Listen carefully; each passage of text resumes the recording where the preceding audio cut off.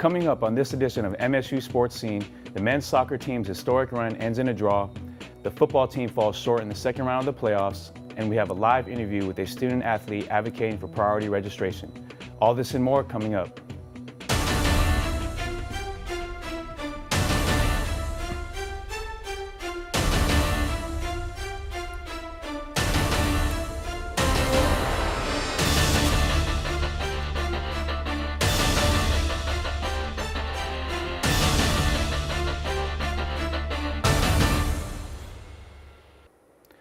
Hello and welcome to MSU Sports Scene. I'm Tuilagi. Military Appreciation Week is a big deal here at MSU, and sports scene reporter Naomi Skinner got a first-hand look at just how important the event is to veterans and people currently serving in our armed forces. Isn't that right, Naomi? That's right, Jared. I got to speak with some of the airmen on what Military Appreciation Day meant to them, and that's what they had to say. Was Military Appreciation Day at Memorial Stadium as the Mustangs took on Tarleton State, winning in overtime 45-42. Around 430 airmen from Shepherd Air Force Base were in attendance in recognition of Military Appreciation Day. The game began with the playing of the national anthem and the swearing in of new airmen. I really love college football, so it's great to be at a live game and see the support that the community has for not just the Air Force, but all branches of the military. And it's just a really great feeling to know that we get to serve the community also. Along with a big crowd, the airmen supported the Mustangs as they held signs and cheered on the team to a victory. With the excitement of a college football game, some of the airmen explained what this day meant to them. It means a lot to me because I have a lot of family who's in the military, and to come out here and watch a football game, I'm really excited about it, so I'm just happy to be here. I have a lot of family that does military, and it makes me proud to actually be here and to see the many men and women that are excited about serving the country. Halftime was full of pride as about 85 airmen took to the field with giant American flags, recognizing all branches of the military and those who have served and are currently serving. Each branch was recognized with its song as the airmen stood at attention and the crowd on its feet. For Mustang News, I'm Naomi Skinner. The men's soccer team's historic run ended with a draw to Cal Poly Pomona on November 17th. The match was tied 2-2 at the end of regulation in overtime, leading to penalty kicks. The Mustangs fell to the Broncos 6-5 in penalty kicks, which eliminated them from the NCAA quarterfinals.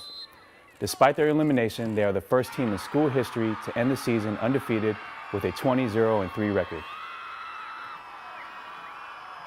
The women's basketball team fell to Lubbock Christian on November 25th, snapping a 2-game winning streak. The Mustangs totaled a season-low 12 turnovers, but LCU hung on to win 65-57. MSU opens up Lone Star Conference play tonight against Tarleton State in the League Coliseum. Tip-off is set for 5:30.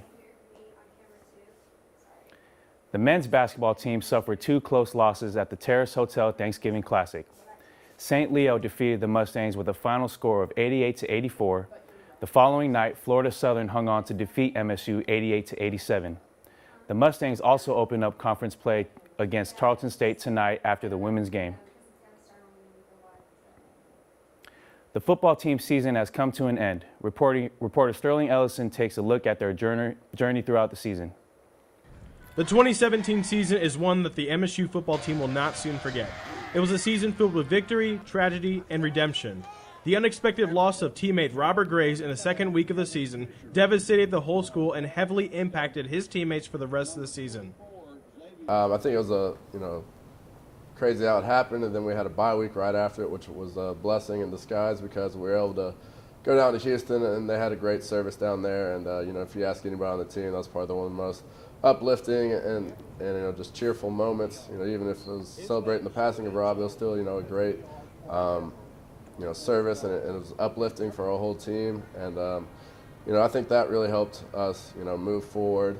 And then once we got into the field, it was kind of a safe haven, and we knew that Robb wanted us to be there and wanted us to excel. So that was a thought too for us.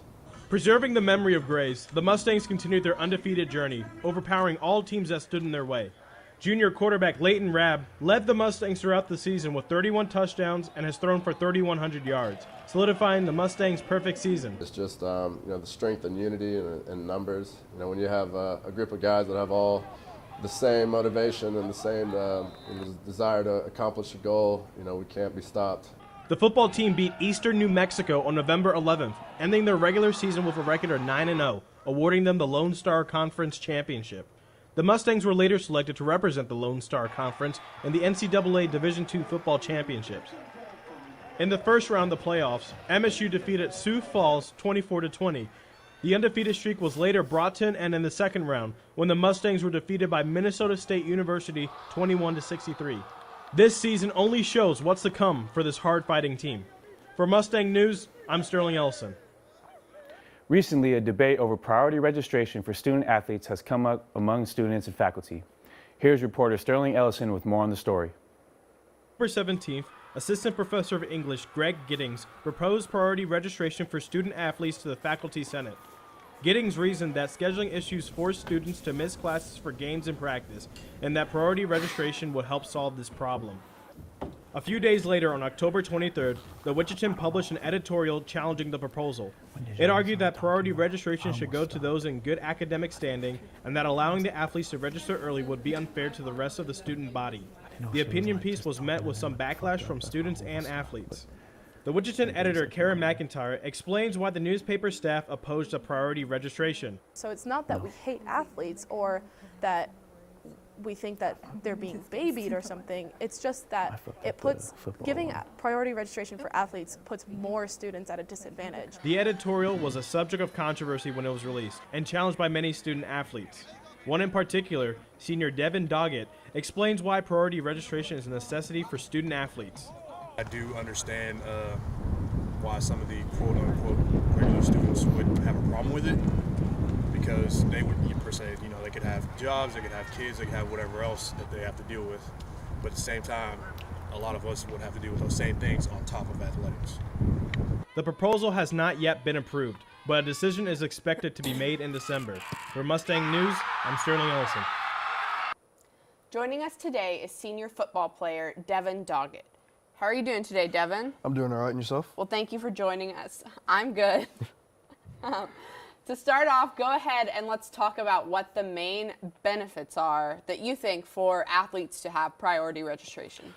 Well, ever since I transferred here, I kind of encountered the issues of the override. And you know how professors, they just love to give out overrides. Mm-hmm. You walk in for your appointment, you ask, can I get registered for this class? And they ask you, well, why have you not registered before? And then you tell them that you had practice, that you had a meeting, you had whatever. Some of them will understand. A lot of them aren't really trying to hear that. They just want to get on with their day. And I think that if we get priority registration, that would potentially eliminate, that issue with professors having to give the overrides that they don't want to. Mm-hmm. So have you had priority registration before, and how does that compare to your time here at MSU?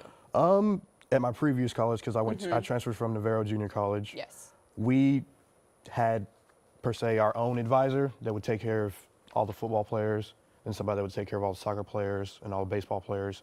So we get registered for our classes, lickety split in no time flat.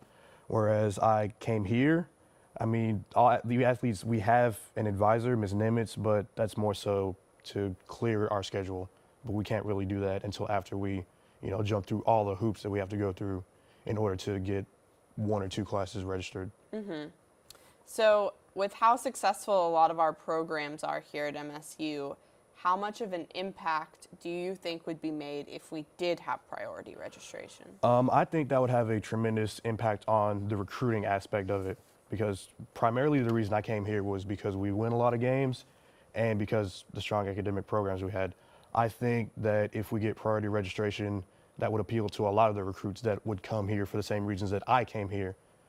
And because if we say, I think we're one of the few schools in the LSC that doesn't have priority registration. Mm-hmm. So I think if we were in a tight recruiting battle with a decent student athlete with, say, maybe West Texas A&M, we could potentially lose out on that player because we don't have priority registration. Mm-hmm. So if we do give priority registration, looking at the other side, what do you think are maybe some disadvantages to regular students? Do you think there are any?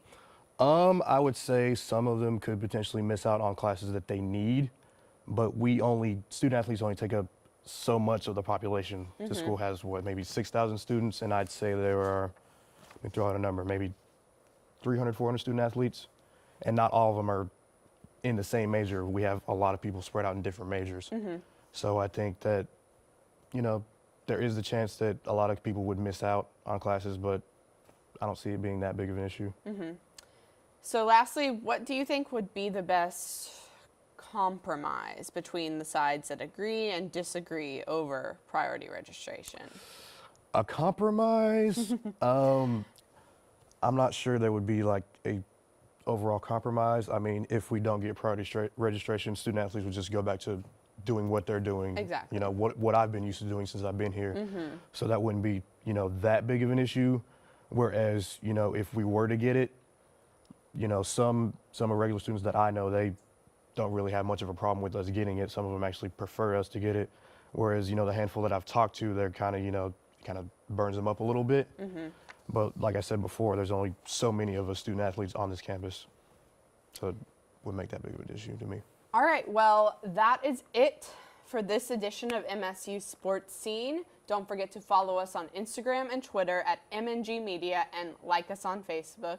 Be sure to tune in next time for your MSU sports updates.